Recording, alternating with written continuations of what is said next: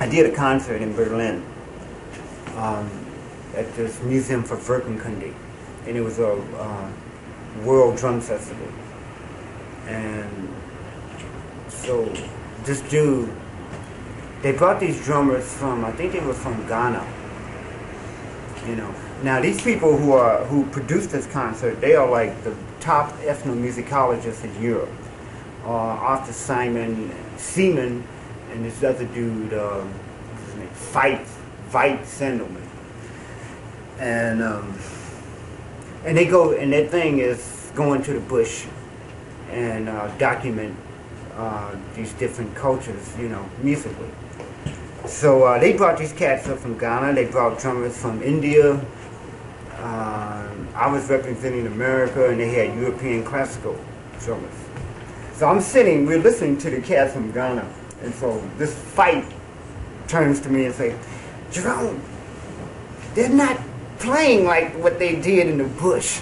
When I said, fight, first of all, you got them in a situation where they're sitting up in this concert hall and everyone's in a chair, sitting down, and they got, what, a half hour to play what they do. You're not going to hear the magic that you heard in the bush. Like he said, when you heard them in the jungle, it was images and all kind of stuff was happening.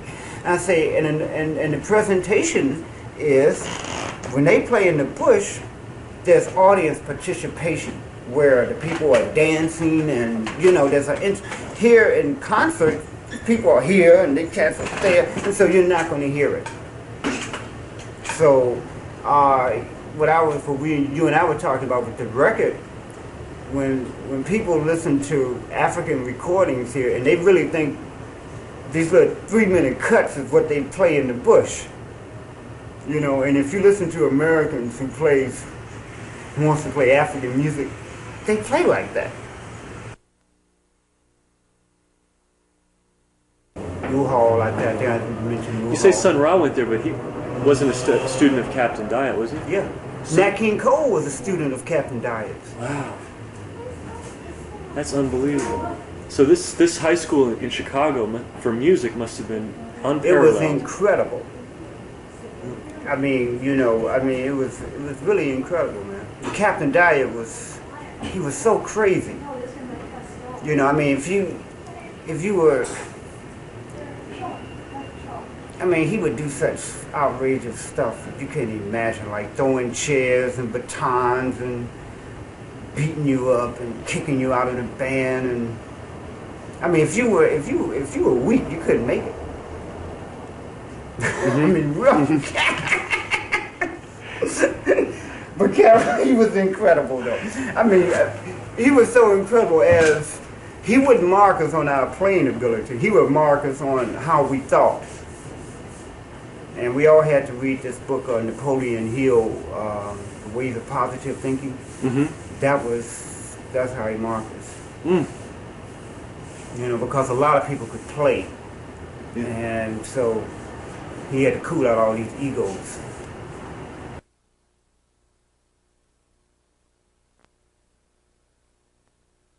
Like I grew up on the south side, and so I grew up like, I don't know if you're familiar with the blues, and blues were very dominant in Chicago.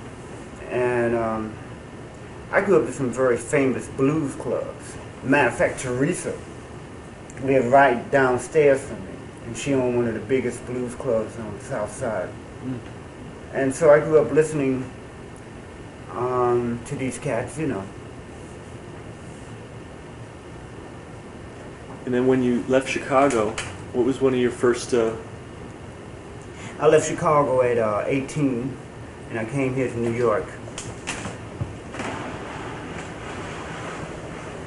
And then how did you...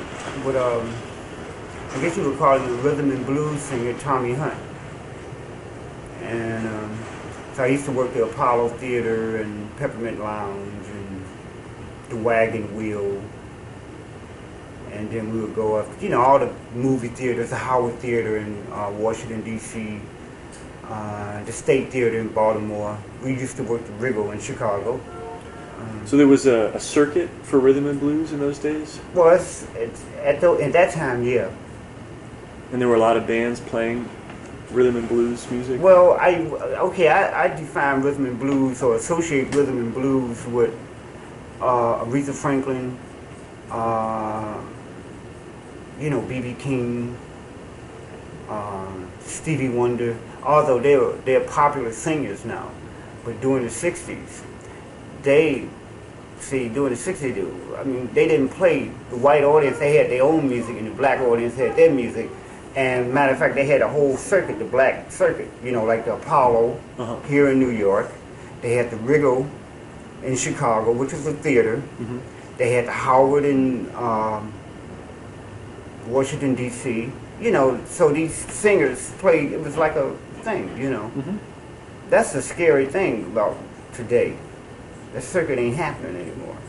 See, the weird thing today, even with Miles Davis and Bird, and when them cats were on, they had the black one. I mean, they had all these clubs they could work. It ain't happening anymore. You know. Then how'd you get from that kind of music to jazz playing? Well, dealing with the music of the drums. The music of the drums is not actually B flat or C sharp. The music of the drums are different styles of playing. So a drummer should know about rhythm and blues. He should know about rock and roll, jazz, because that's the tune. See, the reason I got bored in jazz because I was playing the same tune all the time. As a trap drummer, I was playing the same beat for every song. And who were you playing with in the jazz world? In Chicago or here in New York? Oh, anywhere. Maybe. Well, I played with Rahsaan Roland Kirk, Sam Rivers, Clifford Jordan. I mean, I was a hardcore bebop. I mean, Sam is not a really hard, but Rahsaan was a bebopper. And Clifford Jordan's a bebopper. And then in Chicago, I played with, you know, Chicago is a thing, it's like a bebop town. And so you have to swing there. And so I played, you know,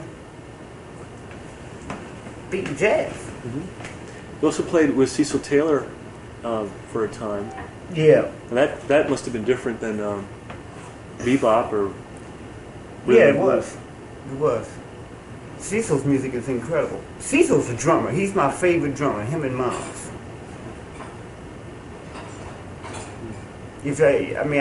When I played with Cecil, I didn't function as a drummer. I functioned actually as a horn player. Because if you try to play like a drummer with Cecil, and Cecil's really playing it, I mean, it was the music. It can get very chaotic. You have to. Cecil's the drummer.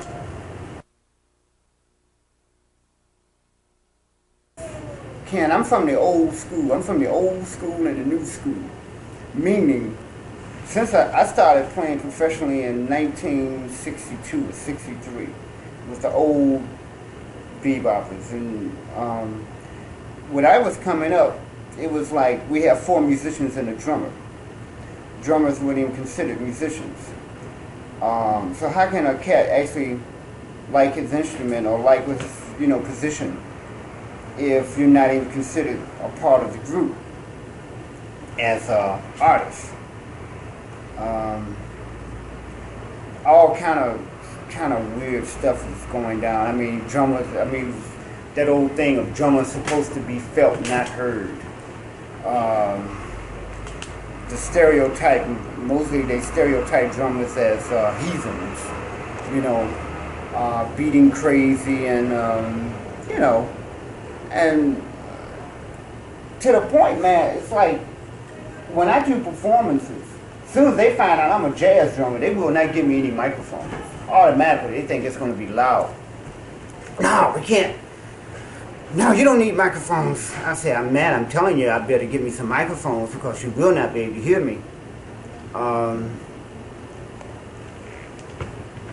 So there's it's all these problems. So drummers don't actually love themselves. Another thing is that what got me bored with jazz. Another thing was within a jazz group. Usually, when a cat composes for the group, everyone has a sheet of music, but the drummer. The drummer is supposed to just play and put in the feeling and follow the leader. I can't do that stuff, man. How would it look if I wrote some music and I had some horn players and I told them, follow me? Them cats will look at me like I'm crazy. But they do it to drummers all the time. And so what happens on a psychological level and symbolical levels, because if you're dealing within a group and everyone is looking at a sheet of music but one person, you're going to have to egotistically play harder in order to make the music fit, because you don't have nothing that's written out for you, or even, and I'm not into B flat or C sharp or anything. Leo Smith writes out, he paints his music. I don't care about how, what they write. All I just want is some kind of guidelines. Well, I always did have a weird attitude about music. I just didn't know what was happening. And then when I met this Mexican Indian drummer, his name Antonio Zepeda, I saw it then. I said, this cat in Mexico, he's a soloist. That's all he does. And the Mexican government, he goes around doing exorcisms and stuff, And then how he was playing 2 and 3 instruments at one time, which was normal. And I said, this is the shit, pardon my language. And he said, yeah, we do it all the time. Been doing it for thousands of years. He said, why don't you do it? He said, you got up there playing the drum set, you're using 4 things at once. He said, play this horn. And your bass drum at the same time. I said, this is it. At one time, I kind of shun electronic instruments, I want to stay with the acoustics and be able to play with, electronic instruments are almost like looking at TV. You can get too much into it and it can, kind of put you like that. But, so I got into it, and then I saw the importance of it. Then I really see the importance now. I think all drummers should get some kind of electronic keyboard instrument incorporated with their drum set. I really do, man. They're small. You can, just hook it up right, and turn that fella on and get it.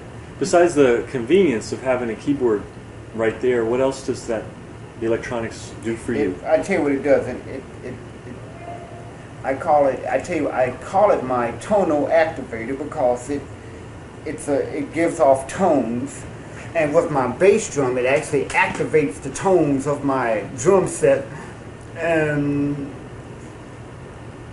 so it's a part of my drum set. I mean, it really is now. It is as important as my bass drum or snare drum.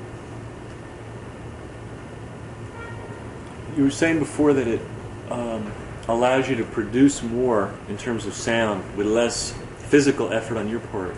Right, okay, the physical effort is this. I don't have to worry about keeping no rhythm going. All I have to do is turn on the activator, and that deals with the rhythm, and I can deal purely with sound. And I don't have to think about the rhythm because the rhythm is stated with this electronic device. And previously, you would maintain the rhythm, right, as well as all the other musical and things. Plus the sound frequency, yeah. But now with this, I think drummers, that rhythm thing, man. We can go. That can be hours and hours of actually conversation about the value of rhythm with the drums, which I don't think is that much value with it. I think the drums' main purpose is to present to produce sound. Well, they have these drums, like they're round like this, and they hold this like round stick down, and they hold them like that, and they got like my talking drumstick, where they got a big one, they play like, and they just into that, pure sound, no rhythm involved. See, this project is basically a project in composition where I want to do a piece, an orchestra piece, in use with metal, skin, wood, and to Indonesians, gamelan, their whole thing is metal. Most of it, they got all these gongs and their balafons or marimbas are all metal. So I was figuring that I'll go over there and try to bring back around 12 or 13 Indonesian musicians, but I don't want classical Balinese Indonesian musicians. I want to deal with shamanistic Indonesian musicians. I'm going to incorporate my octet to be American musicians involved too. And my octet consists of 3 strings, violins, bass, 2 horns, and another trap drummer.